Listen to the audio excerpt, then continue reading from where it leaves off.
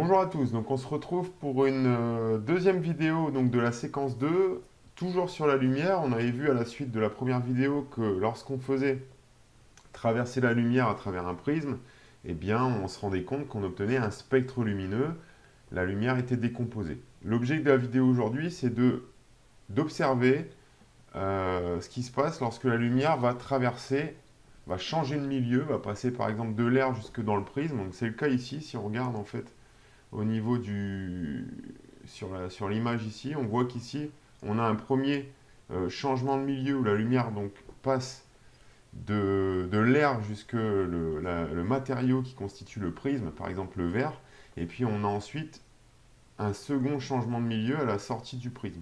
Alors on voit qu'à chaque changement de milieu, on a un changement de direction de la lumière, et ce changement de direction, on appelle ça la réfraction. Donc déjà, première chose, c'est la définition de la réfraction, c'est donc un changement de direction lorsque la lumière traverse une surface de séparation entre deux milieux. Dans la suite de la vidéo, on va s'intéresser euh, à l'aspect plutôt qualitatif de la réfraction, c'est-à-dire la compréhension du phénomène. Et puis en fin de vidéo, on s'intéressera à l'aspect un petit peu plus mathématique, un petit peu plus quantitatif. Alors avant de s'intéresser à l'aspect qualitatif, donc on l'a dit, de la réfraction, il est nécessaire de définir un certain nombre de mots de vocabulaire de façon à être à l'aise avec la réfraction et notamment savoir de quoi on parle. Donc là, il faut un petit peu de rigueur au niveau du vocabulaire. Donc première chose, on a deux milieux. Le milieu d'incidence que vous voyez ici en bleu et le milieu de réfraction que vous voyez en orangé. Alors ici, j'ai choisi par exemple pour le milieu 1 l'air et pour le milieu 2 le vert. Autre chose qu'il faut définir, c'est la surface de séparation. Alors comme on a vu en TP, la surface de séparation, ça va être ce qui va séparer en fait les deux milieux. Ensuite, vous allez devoir définir donc la normale à la surface de séparation. En maths, une normale, c'est une perpendiculaire, donc c'est une droite, très souvent qu'on va représenter en pointillé, qui sera donc perpendiculaire à la surface de séparation. Ensuite, nous avons deux rayons qu'il faut obligatoirement flécher. Ça veut dire que sur vos schémas, vous allez devoir indiquer une flèche qui nous permet de préciser en fait le sens de propagation de la lumière. Donc vous avez le rayon incident qui va donc être situé dans le milieu d'incidence. Et puis vous avez le rayon réfracté qui lui va être situé dans le milieu de réfraction. Donc c'est le rayon après avoir subi la réfraction.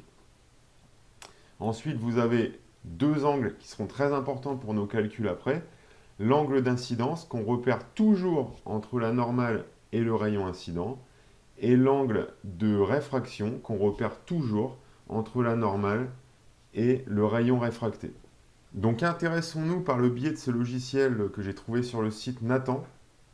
Intéressons-nous donc à l'aspect qualitatif dans un premier temps de la réfraction. Donc ici je vais choisir une lumière monochromatique, donc une seule radiation, une seule couleur. Comme matériau, je vais choisir l'air pour le milieu d'incidence et le verre flint pour le milieu de réfraction. Je vais enlever le rayon réfléchi puisque pour l'instant on ne s'y intéresse pas. Et puis je vais choisir d'afficher les valeurs numériques, donc de l'angle I1, l'angle d'incidence, et de l'angle I2, l'angle de réfraction. Alors on voit tout de suite qu'on a ici une donnée très importante, en fait, que vous voyez ici, c'est ce qu'on appelle l'indice. Alors l'indice d'un milieu va traduire la capacité d'un milieu à dévier la lumière. Je m'explique, par exemple, si je choisis le verre flint, eh bien, j'obtiens un angle d'incidence de 24 degrés, un angle de réfraction, pardon, de 24 degrés. Et puis si je change et que je choisis par exemple l'eau, eh bien je vais obtenir un angle de réfraction de 32 degrés. Alors si je regarde l'indice de l'eau qui est de 1,33 et l'indice du verre flint qui est de 1,77, je peux me rendre compte que plus l'indice est élevé et plus le milieu va dévier la lumière. Donc si vous voulez, l'indice va donner une indication sur la capacité d'un milieu à dévier plus ou moins la lumière. Alors autre chose qu'on peut remarquer, c'est que lorsqu'on choisit un milieu d'incidence avec un indice plus faible que l'indice du milieu de réfraction, par exemple ici on choisit l'air qui a un indice environ de 1 et le verre flint qui a un indice de 1,77, eh bien on s'aperçoit que après la réfraction, eh bien le rayon lumineux va avoir tendance à se rapprocher de la normale, c'est-à-dire que l'angle de réfraction sera plus petit que l'angle d'incidence. Si je prends le cas inverse, je vais changer, je vais prendre comme milieu d'incidence le vert. comme milieu de réfraction l'air, eh bien si je prends le cas inverse, on voit qu'on a le phénomène inverse. C'est-à-dire que le rayon, après la réfraction, va avoir tendance à s'éloigner de la normale. Par exemple, on a un angle d'incidence de 31 et on va se retrouver avec un angle de réfraction de 64 degrés. Voilà. Donc dans la suite, après l'aspect qualitatif, on va s'intéresser à l'aspect quantitatif et notamment aborder une loi qui sera très importante pour nous, qui est la loi de Snell-Descartes. Alors dans la suite de la vidéo, on va s'intéresser, donc on l'a dit, à l'aspect quantitatif de la réfraction. Alors ici, j'ai toujours utilisé ce logiciel et en fait, j'ai choisi comme milieu d'incidence l'eau, comme milieu de réfraction, j'ai choisi le verre Flint. Donc on va faire comme en TP, en fait, je me suis amusé à repérer des angles d'incidence et en fait aller de 10 en 10. Donc 10 degrés, je repère l'angle de réfraction. Ensuite 20 degrés, je repère l'angle de réfraction, etc. Et ensuite, donc, j'ai réalisé un tableau qu'on va voir dans la suite. Donc voilà le tableau qu'on obtient. Donc un tableau où j'ai repéré tous les angles d'incidence.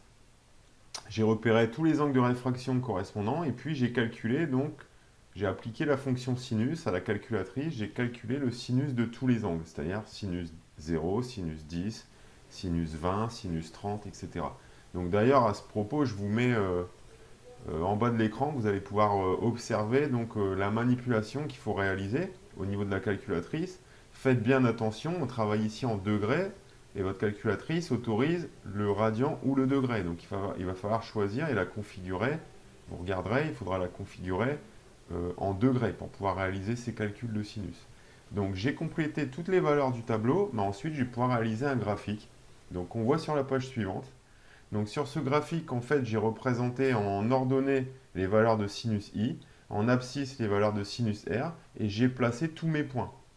Donc en plaçant tous les points, on peut remarquer qu'ils sont à peu de choses près, alignés les uns avec les autres, et on obtient donc une droite, comme vous pouvez voir, qui passe par l'origine. Alors ce type de fonction en maths, on appelle ça des fonctions linéaires, et en fait, la fonction, elle sera donc du type sinus i égale k fois sinus r. C'est-à-dire que les valeurs sinus i et sinus r sont proportionnelles et elles sont liées par un coefficient de proportionnalité qu'on appelle k. Alors, il faut savoir que ce coefficient de proportionnalité représente aussi ce qu'on appelle le coefficient directeur de la droite, qu'on peut donc déterminer. Il suffit, donc ça, normalement, vous l'avez vu au collège en maths, on place deux points qui sont situés sur la droite, qu'on va appeler A et B. Alors là, je ne me suis pas embêté, j'ai pris le point A correspondant à l'origine du repère et un autre point B situé sur la droite.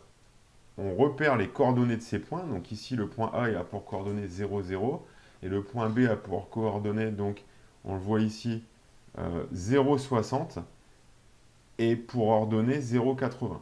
Pour calculer le coefficient directeur, eh bien, on va appliquer la formule YB moins YA sur XB moins XA, c'est-à-dire ici 0,80 moins 0 sur, divisé donc par 0,60 moins 0, ce qui nous fait 0,80 sur 0,60 et on obtient 1,33.